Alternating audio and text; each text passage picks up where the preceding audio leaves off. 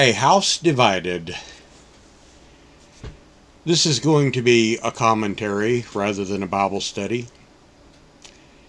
It's been a pretty good while since I put a commentary or rant out, and I had kind of stayed away from doing those types of talks, seeking more to teach our Father's Word and stay away from the negative, but the events of the past week have been an astonishment to say the least. So I felt it was time. Donald Trump won the presidency of this nation. And he won it by and large, not necessarily because the people wanted him as president, but because they did not want Hillary in office. Now, I, as many of you know, am not a huge fan of Trump, but I would have taken virtually anyone over Hillary, because she is corrupt. She is apparently above the law. She is a liar who switches her policies and her words as often as the wind blows. We have had 8 years of complete failure, corruption, and lies with Obama. And the American people voted for a different path this time. When Obama was elected, there were no riots in the streets by conservatives. No buildings burned or vandalized. No people were pulled out of their cars and beaten. And no American flags were burned. In fact, nothing happened at all except quiet acceptance of the way that things are. And when he was re-elected, it was the same. Nothing happened.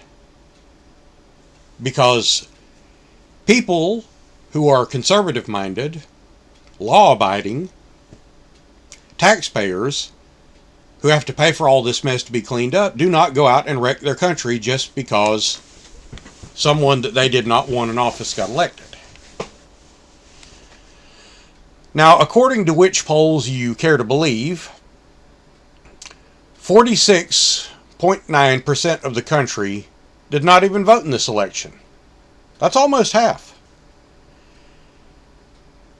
And most of the polls claim Hillary won the popular election with 45.6% of the vote, and that Trump got 45.5%, with others being in the margin of 1.7% or 1.1% or whatever.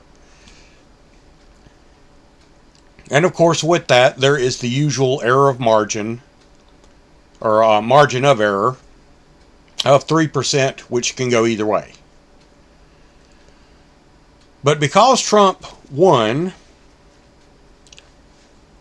the whining crybabies and hypocrites have now taken to the streets in protests and in destruction, like undisciplined little brats throwing tantrums, because their progressive socialist liar did not get her amply sized butt into office. You know, some are even having to have counseling and therapy. Some actually laid down and began crying, or sat down and kicked and had fits on election night. This shows exactly what many in this country have become. A bunch of easily offended wimps or enraged heathens who go around stomping their feet and screaming because they did not get their way. Poor little babies. Poor little anarchists. This is what the current world is doing to people. This is what modern education, I should say brainwashing, and lack of parroting and indoctrination to American ideas have done to the people of this country over about the last 6 decades or so. And each successive generation gets worse and worse. Never has there been seen anything like what is going on in America right now. When the votes were tallied and the winner was declared, that people turned into rioting mobs. Now, I don't want to say that they've all been riots, because there have been some peaceful demonstrations. But there has been a lot of rioting that went along with the decision that came down. These people don't even know what it is they're voting for. They cry for socialism as if it's a wonderful thing, as if it's some kind of cure-all to the problems of the world, because they have been educated to that. They've been educated with lies. They've had the truth withheld from them. They do not know history. Many of them cannot even tell you who the founding fathers were or what role they played in the establishment of this nation. They have no clue what the wars have been about. They don't even remember the Cold War. A lot of them are millennials. They have no clue what socialism really is or what it really means. They, in some warped sense of logic, or what they've been taught, or what they've heard, or what their friends believe, think that socialism means equality and liberty, when it actually means anything but. They have not been taught the bloody legacy of socialism, and how it inevitably leads to its final end, which is to say, full-blown communism, when it's successful. They live and labor under the delusion that socialism is a one-size-fits-all cure to all that plagues us, when it's not. It's part of the problem. In fact, they have no clue that socialism and communism are fascists in nature.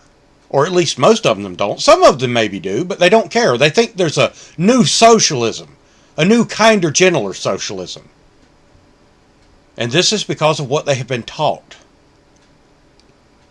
They have been taught a more palatable version of socialism, where everything is wonderful and everyone lives at peace and everyone is equal. And in that, they show that they have no real understanding of socialism nor communism. They believe it is totally fair for one segment of the population to work, that is to say, to toil, so that another segment of the population can have it easy. And this is the equality they want? Yet they count themselves as victims. But even though they count themselves as victims, they keep on voting for the same politicians, which keep them right where they are at, and where they have been. For the most part, they seem to have the minds of children when it comes to understanding fairness and real equality. They are the most blatant of hypocrites, but they do not even see it. They excuse their bias and their hypocrisy as justified, again, because they believe themselves to be victims, professional victims. The claim that Trump will destroy the country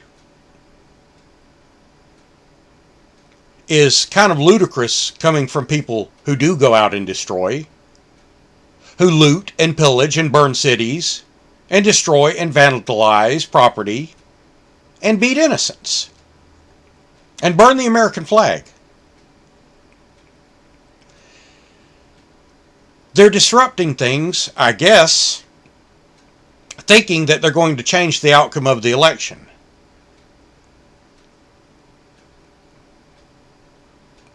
But they're not going to change the outcome of the election,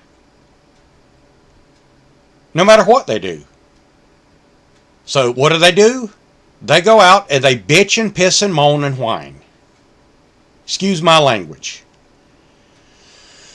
If Hillary had won the election, there would have been no protest in the street by conservatives, just like there wasn't when Obama got elected. No buildings would have been vandalized, no American flags would have been burned, no people would have been beaten for being at the wrong place at the wrong time. In short, had Hillary won, conservatives would be expected to live with it and move on. But not these hypocritical little bastards. Oh no. You see, there's a huge double standard in this nation. And we, as conservatives, are just supposed to keep quiet and let it be while they go out and terrorize and rant and bully and destroy things and jump up and down on police cars and cause ruckuses nationwide. Mostly in the more liberal areas, the bigger cities, Seattle, Chicago, New York, Atlanta, and other places. Los Angeles. But what the election shows is just how fed up the people are with politically correct bullshit. And pandering. Pandering by politicians to perceived minorities who see themselves as perpetual victims. The facts of the matter are that more people of color, of all races, voted for Trump in this election than they did in previous elections for conservative candidates. And there's a reason for that. It's because people are tired of the same old cliches and the same old rhetoric and the same old results every time a liberal progressive Democrat is elected to office. Every time a Democrat is elected to office or they gain power in the Congress and the Senate, taxes go up. And even though they claim to be providing Obamacare, universal health care, look at how it's skyrocketing across the nation in price. And plus you're going to be penalized if you can't afford it. And it's supposed to be the last resort. Now, if one looks at the electoral map, where the blue states are, where Hillary got most of her votes, or portions of states which are more blue than red, and then you take a look at the map of the United States where the highest crime rates are, the highest murder rates are, then you will see that they are almost identical. That those areas which consistently vote Democrat, which is to say progressive liberal, socialist, have the highest areas of the most lawlessness, the highest crime rates. The claim that Trump is a racist and a homophobe and a healthcare destroyer and any other label that they can throw at him is pretty much baseless. First of all, he hasn't even stepped into office yet. But these things are not based upon facts. They're based upon perceptions. They're based upon nonsense, which is cultivated in the media and pushed by those who wanted Hillary in office. They wanted another progressive in the White House. They rant and cry foul about conservatives being racist or homophobic or pushing them down. Yet, they are completely silent when insane, real racists such as Louis Farrakhan stands up and demands that all young black men go out and kill as many whites as possible as he espouses his venomous hatred for Caucasian people and pushes his Hitler-esque agenda of genocide. Can you imagine what would happen if somebody like Trump was to be saying the same things Farrakhan is? Well, there'd be a nationwide uprising. But Farrakhan is excused. And why? Because he's a minority. A perceived minority. Just like many others have been excused in the past. These same groups of people will whine every time a cop shoots a black person, whether or not the cop is justified in shooting or not. But they will say nothing at all about black-on-black shootings or any violent crime that is perpetrated by a black against a black or a black against a white. All you've got to do is look at the crime statistics. I mean, they're freely available. Go look at the crime statistics. They'll tell you all you need to know. So you've got this faction, and along with them, you've got the white guilt generation of bleeding hearts who are ashamed of their own race. Oh, they're so ashamed to be white because of how they have been taught to think. they do not have sense enough to wipe their own behinds. And add to them the illegal faction or the illegal sympathizing faction, whether Latino or what race, and that's who you've got running together rampant through the streets, doing damage and causing harm to innocents. There are quite a lot of Democrats out there who have accepted the fact that Trump won. And they're not out damaging things, beating people, or burning things, or burning the American flag. So you can't lump any one group into an entire sum. Because all through history, whether it be Christianity or Islam or whatever, you're going to have radicals. You're going to have people that will do these things. And of course, probably funded by the elite. And you know who I'm talking about. Those of you who have studied with me for any length of time. The sons of Cain. The ones who are really running the show. I have no doubt in my mind that much of this rage, which the media simply labels as the much less violent term of unrest. Unrest. Oh, it's just unrest. Much of this riotous behavior, this unrest, quote unquote, is being funded by some of the big, rich millionaires of the elite circle. The shadow government. The Kenites. And this is causing exactly what these elitists want. It's causing division. They want all this whining and tantrum throwing. It's going to serve two purposes. First, it's going to cause division. And second of all, people are going to get more and more fed up with seeing this stuff. And hate is growing. Plus, it takes the focus off the real issues of the day. And things can be done while the public's attention is focused or diverted on all the negativity. This election for many was not about Trump being the best man for the job. It was about keeping Hillary Clinton from taking over the White House and continuing the ruination of this country, which Obama had a large hand in. But even so, who knows what Trump's agenda will be?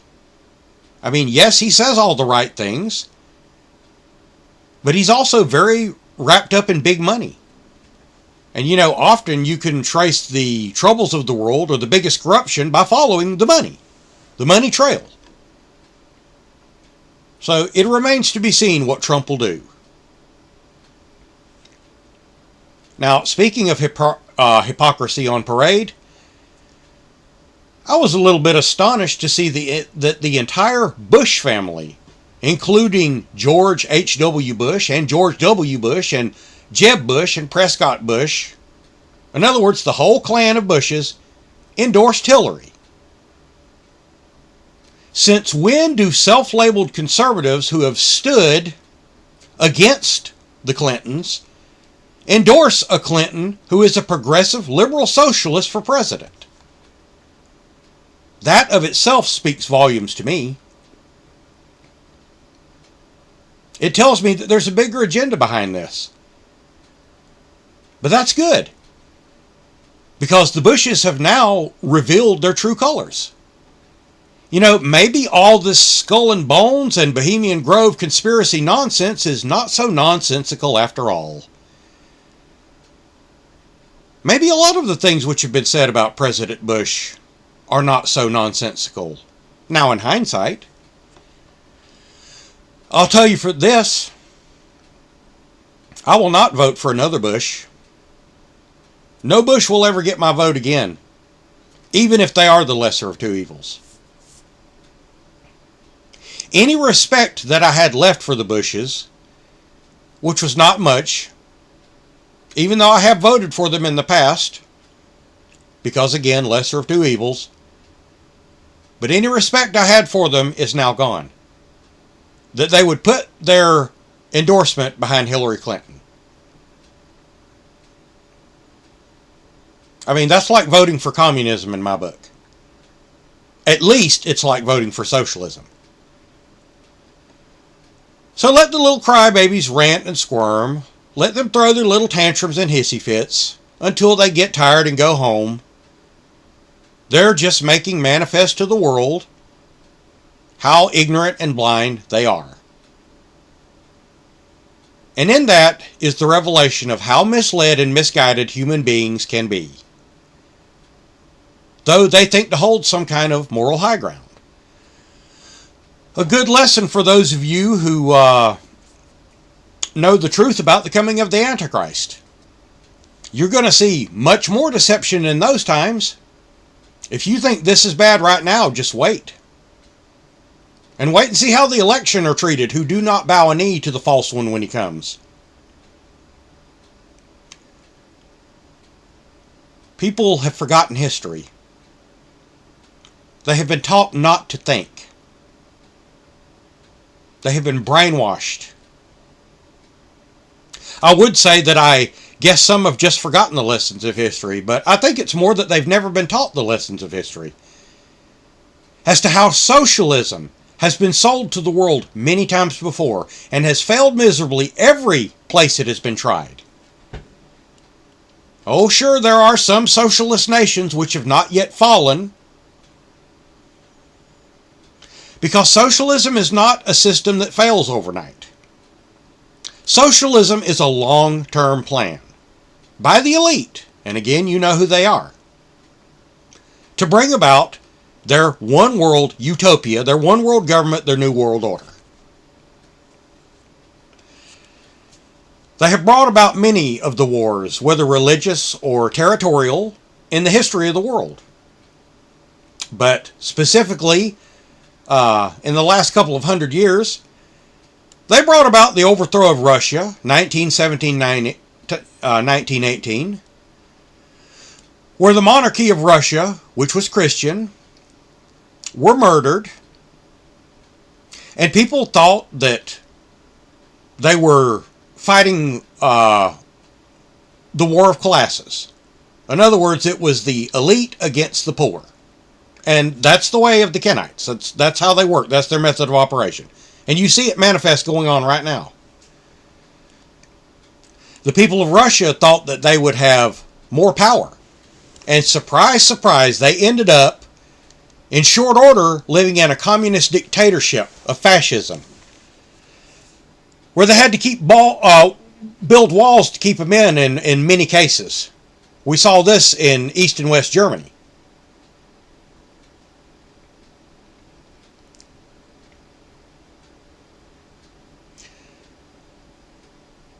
The same elite funded Nazism in Germany in 1933, up until the 40s. I'm not so sure they were still funding it in the late 40s when Hitler began to lose. But they funded Nazism in Germany. Does anyone know what the word Nazi means?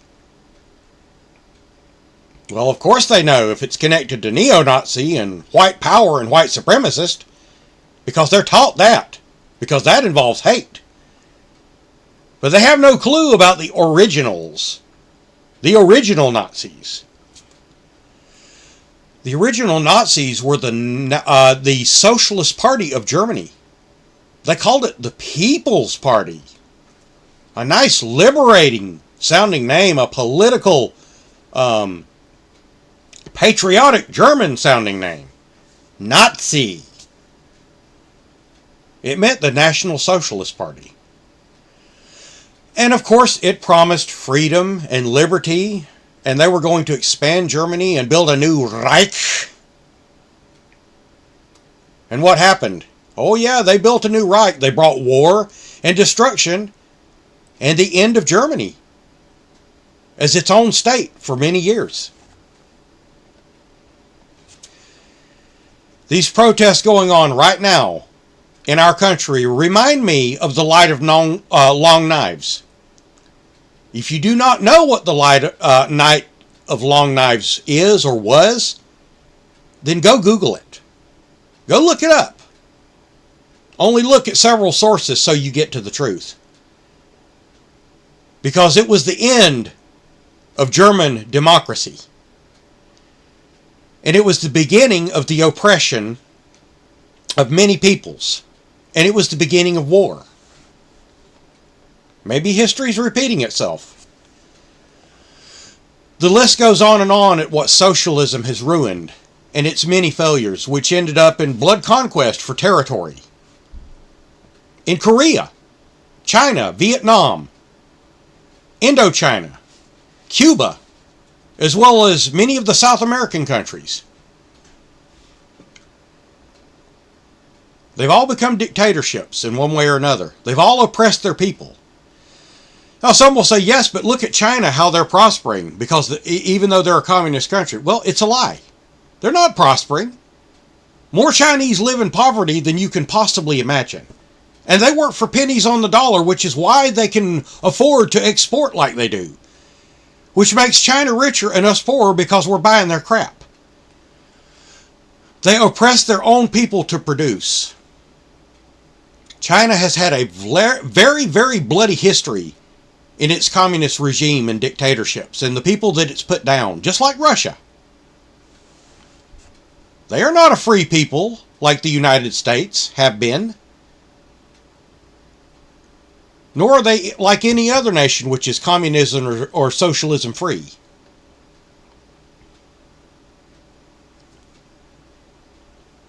And now here in this nation we see the ignorance of youth, and even those of gray hairs, of the counterculture generation, pushing for socialism here.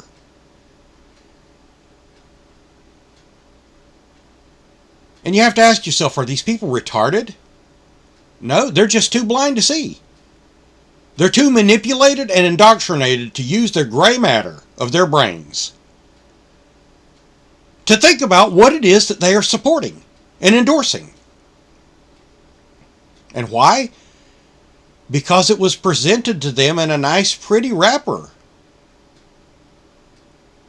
A pretty wrapper that says, something for nothing, peace and happiness without any work, prosperity without any toil.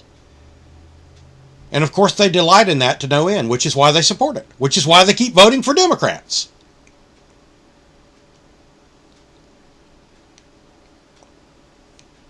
When one world government does come, I'm pretty sure it's not going to be by war, but by peace. It will collapse the United States. In other words, probably our stock market will collapse. Our gross national product, our capitalist way of living and doing things will collapse as we have known them. And then will come the elite, pushing socialism, and offer us a new deal, a freebie, a promise of something better at no cost. And all we will have to do is get rid of that old, pesky, highly debated Constitution, which they keep tearing up and amending all the time anyway. And no doubt people will vote yes to it. They'll vote yes to one world government. Yes, let us join the one world government because it means prosperity. It means a brotherhood of man. Let's all sing Imagine.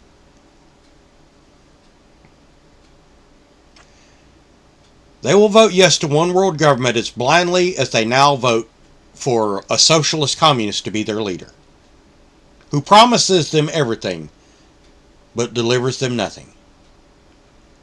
Again, we've got 6 decades of proof. Look at Detroit. Look at Detroit. It was hard for me to believe that Michigan went red. In other words, it went to the conservative side of the aisle for the first time in God knows how long. But just look at Detroit. Year after year after, or Chicago, or even New York. Year after year after year of electing the same socialists over and over and over again. Or Democrats. An occasional Republican will slip in. Not necessarily a conservative Republican, maybe more of a neocon. But nothing changes.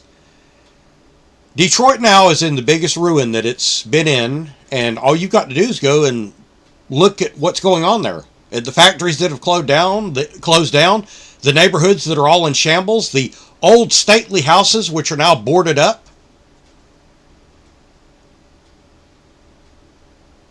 But for all the promises to the disenfranchised and the minority or the perceived minority, in all these decades, guess what? They still live in abject poverty. They still live in single-parent, broken families.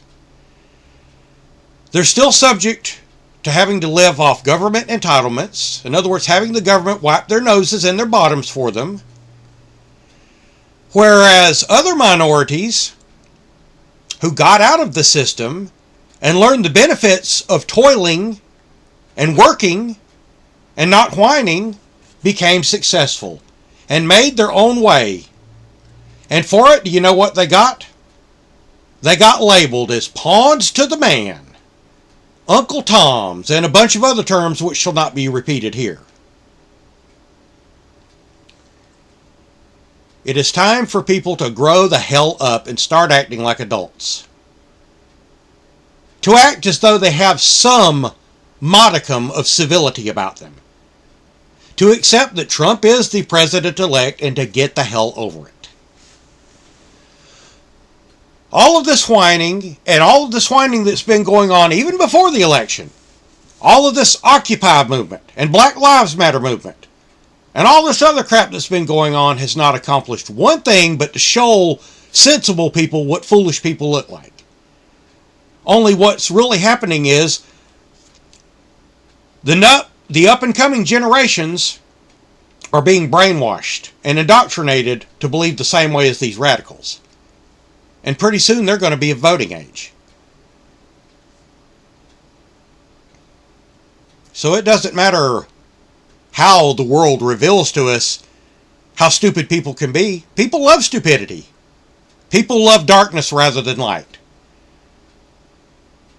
They will call the unjust just. They will call the unfair fair. They will call the unrighteous righteous. But that's nothing new, is it? Because we're just preparing for what is to come. The greatest deception of all time.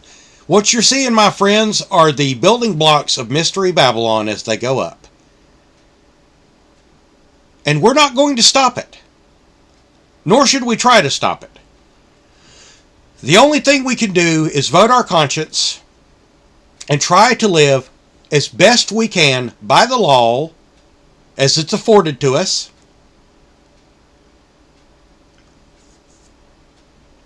And to be the best example to the rest of the world that we can. Because we're not allowed to show our anger and rage. We have to be the good guy. We have to be the sensible person in the room that screams against the wailing mob. And that's what we do. And sometimes we have to use words that sting in order to get our message across, which will be perceived as racism. I have no doubt that some people who listen to this are, going to say, oh, you're just a hater. You're just a Trump fanatic. You're just a right-wing, Bible-thumping conservative. A gun-toting redneck or whatever. But you know what? Those words don't hurt me. I'm not going to have to go have counseling because of it. We got people now that whenever a bad word is said to them, they have to have counseling. They've got to have counseling.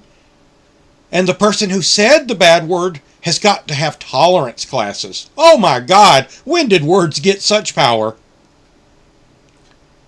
And when I say that, I mean words of insult. Even when they're not intended really to be insults. I mean, you can't even joke now. You can't even joke now without it becoming politically correct. If you think you can, go on one of the social medias and type something that you think is funny and watch how many people go to war with you over what you said. That shows you the mentality that we're living in now. And it bears witness that this is the generation of the fig tree, as written in our Father's Word. Our Father's Word says, all these things shall come to pass. And we have to be watchmen. We have to keep watch on it. We have to endure it. The same way that Daniel had to endure it. The same way that Jeremiah had to endure it. The same way that any prophet or any true Israelite had to watch Babylon come in and take their land and take them into captivity. The same is happening to us now. We're being taken captive, but not by sword, not in chains,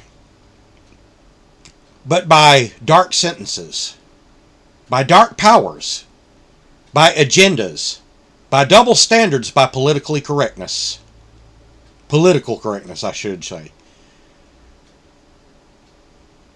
by socialism, by the de-education of our children, by the indoctrination of our young adults, by the self-righteousness of idiots who don't know equality from a hole in the ground,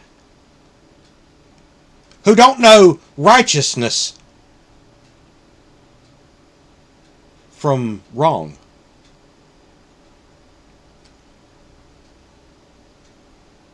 People are a lot like lawyers today.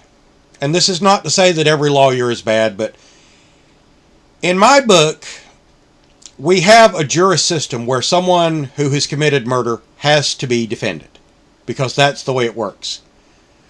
But they should be defended on the facts, not by making the better argument.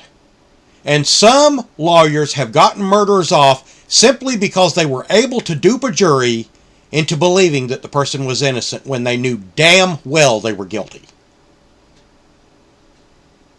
Therefore, justice was put down, and justice cannot enter. And that's what's going on in our country right now, because many of you out there cannot afford health care and to live, and taxes are being taken out of your pockets to feed and breed these generations of people which are growing up to vote against you and to rebel against you and to hate you. They're being raised to hate you that work and put money in taxes into the government to put on their tables in the form of welfare and WIC and SNAP. And they don't even see it, because their minds don't consider such things. To them, it's the government paying them something they're owed for all the years of oppression. Boy, it's really been some oppression, hasn't it?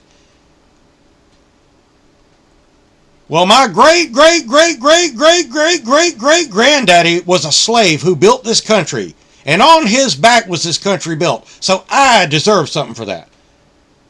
Why do you deserve something for it? You didn't have any part in it. And guess what? I didn't have any part in it either. Everybody who lived during the time of slavery is dead, including the slaves, and they're all subject to God's judgment as to what they did in their lives. And at least there will be justice and equity and equality in the true sense of the word. You know, it's a shame when you see atheists and homosexuals who have more common sense than so-called conservatives or liberals or whatever.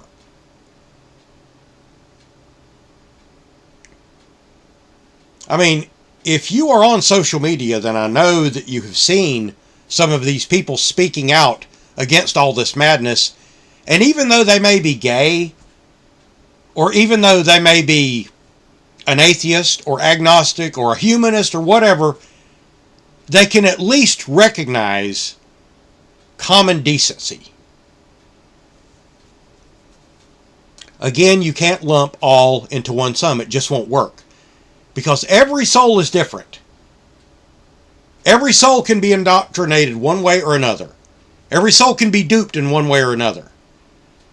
Every soul can stand for some right things and some wrong things. There are a lot of good people out there in the world who do not practice the cleanest of lifestyles. But then again, we're all sinners, aren't we?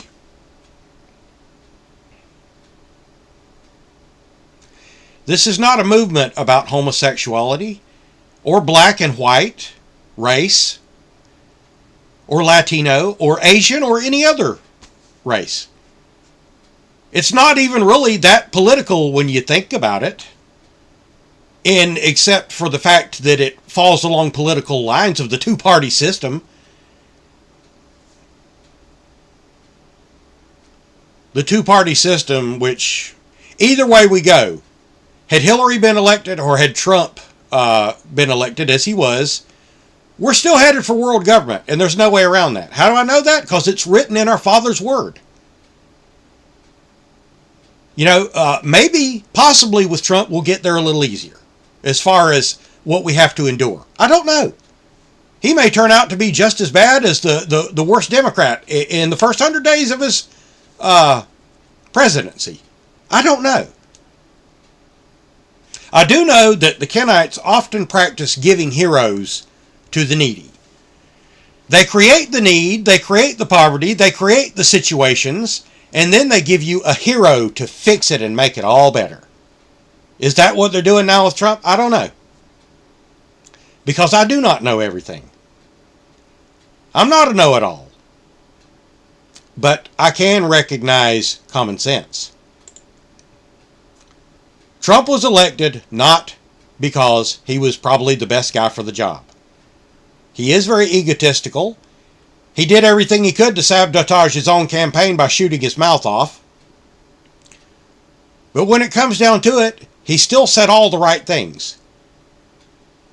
He said smaller government, less taxes, less dependency on foreign countries and foreign oil, more American resources, more capitalism, more American jobs and output. But the Democrats also say such things, but they never follow through on them. So now it comes down to holding Trump to his word, keeping his feet to the fire.